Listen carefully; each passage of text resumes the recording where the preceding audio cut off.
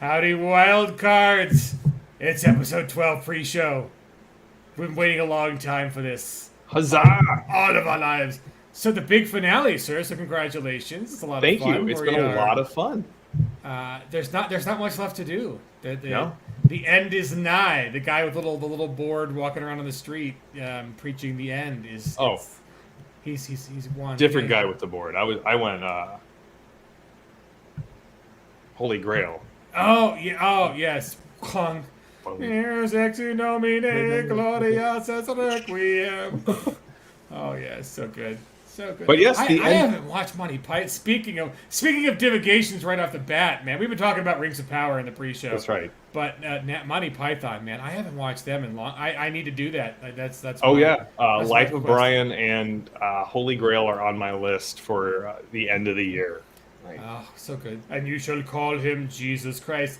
No, let's call him Brian. I like Brian. So good. I Sentence don't.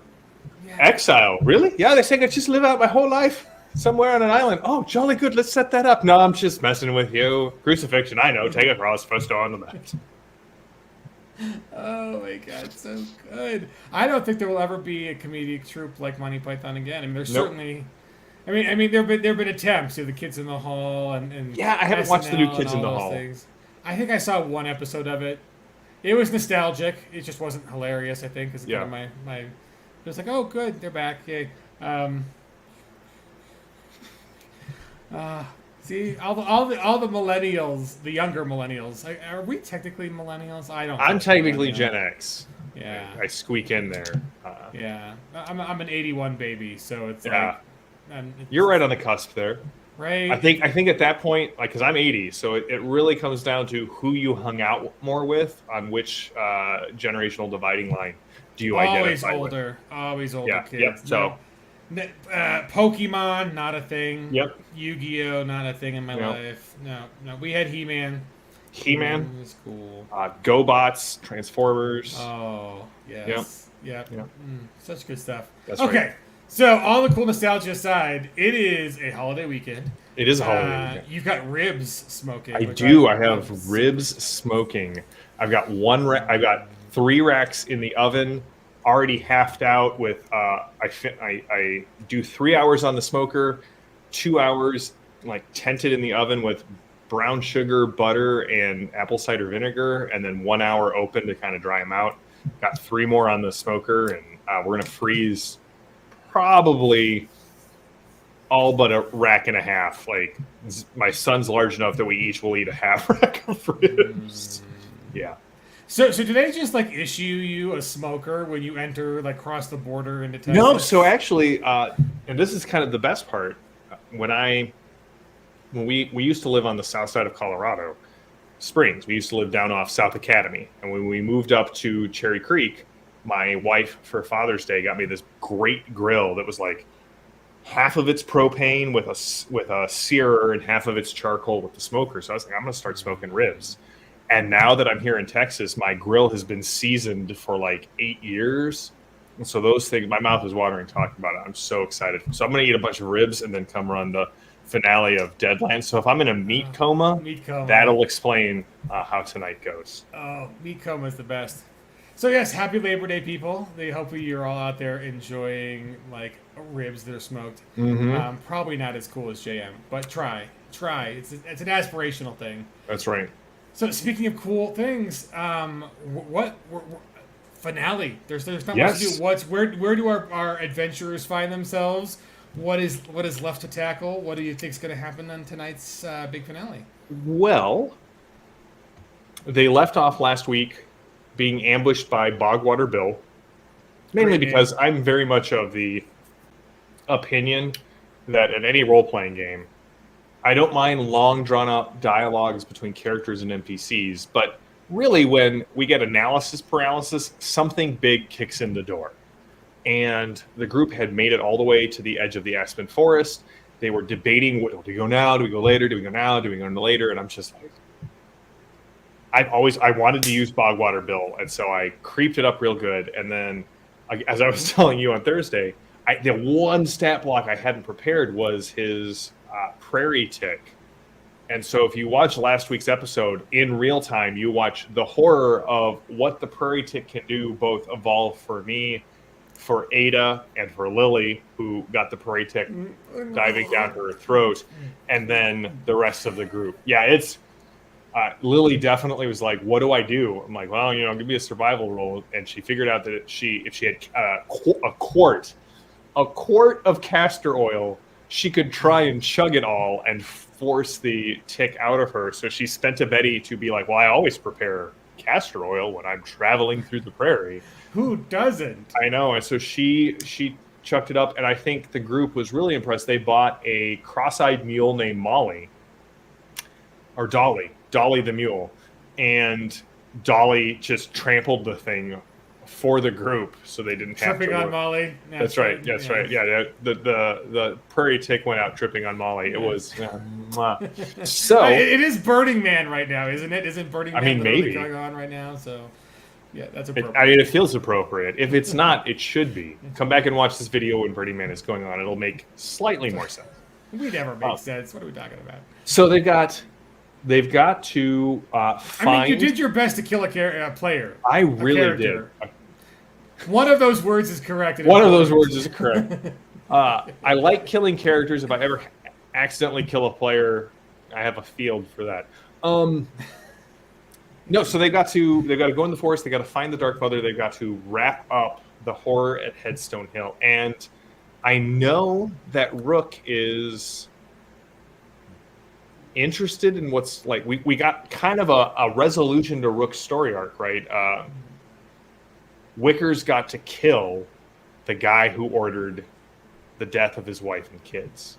But then there's been this thread of mystery kind of going on with LeChance. How is he related to the LeChances in town? Why did Gatling have a Cornhusk doll that his son had made? We'll see how this plays out. I think I've got a big finish. We'll see how this plays out. We're also going to be back next week with our postmortem. Hopefully, we'll have Chris on there to ask questions and hang out, interrogate the crew. Exactly. What do you know? Where were you? Where were you for the last 12 weeks? Oh, such goodness. So here's kind of one of the things. Like, a lot of people in homebrew campaigns, like, they don't have a punctuated end a lot of times. They kind of just drift off into, players leaving over time and the story and the narrative gets lost. What's it like running I mean, 12 sessions is pretty good, right? I mean, that's longer. Oh yeah, that's twice what was it?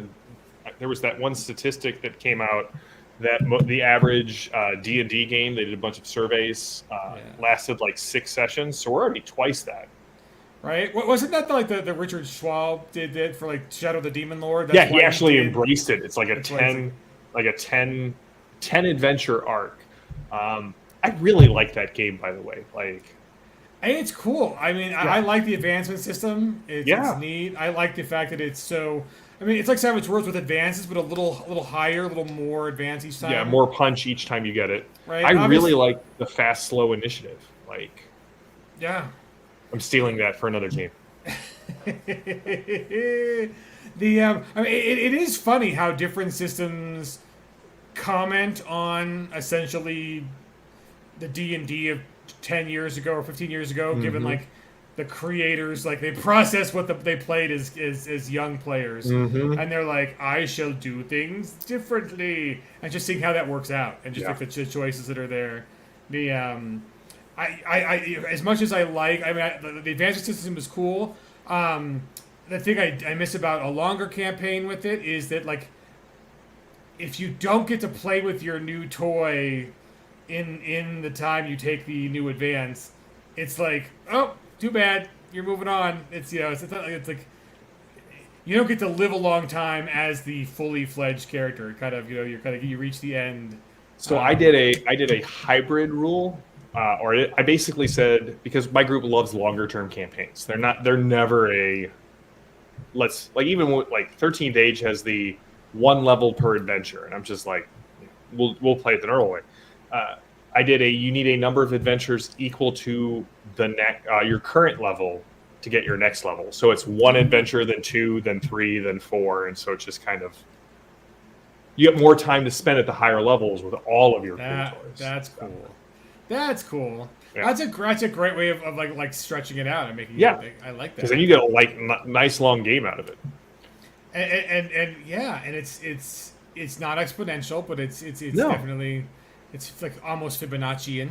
Yeah. And yeah, I like that. Anytime I can work Fibonacci into anything, it's just right. Mwah, Fibonacci. That's me. The speaking of Italian, total divagation. Apparently, having taken Italian in high school, college, I've been saying pistachio wrong.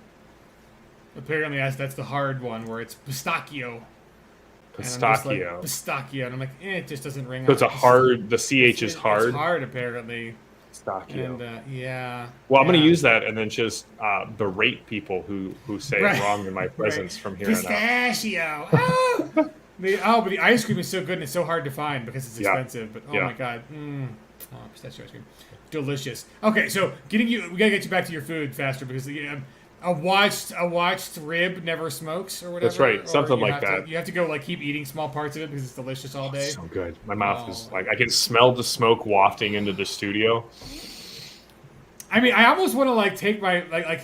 What if you smoked your books? Like, books have like the great like old book smell because of like vanilla in the actual vanilla smell is what percolates in old books. But can you imagine just having smoked books where like every time you open up your RPG, it's like, yeah. Would you be tempted to eat your RPGs? I would. Sadly, I would. Yeah, I would. I wouldn't even blink twice. If it smelled like a smoked rib, I would at least give it a shot. This is probably why it hasn't been done because someone probably tried and just like. All the pre-gaming snacking that happened, it just turned into, guys, we're just going to eat all sessions. We're just going to eat our books. My players have enough struggles at the table when I use, like, jelly beans or M&Ms for monsters. They're like, where did the cave troll go? Well, I ate that cupcake, like, 2 turns ago. Yeah, Neil Hyde did that. He's a great GM, local guy, for one of the con games where it was like it could have been for a game we were meeting up for at like Black Dog or Valhalla. Anyways, he did edible bennies for Savage Worlds, and my character just died because I ate all my bennies instead of spending them. You're supposed to like spend them and then eat them, and I'm just like, these are delicious. So yeah, soak it, and I'm like, I'm sorry, I have no bennies, and yeah. I was like, Corbin, I have no fire. I was like, sorry, Neil, I have no bennies. I have no bennies left. I'm sorry. What happened to them? They were delicious. So, actual question: what's it like being able to have a wrap-up finale on? It's a lot of fun. We knew going into it we had 12 episodes, and we knew just kind of based off the pacing that 9 to 10 would be focused strictly on the campaign.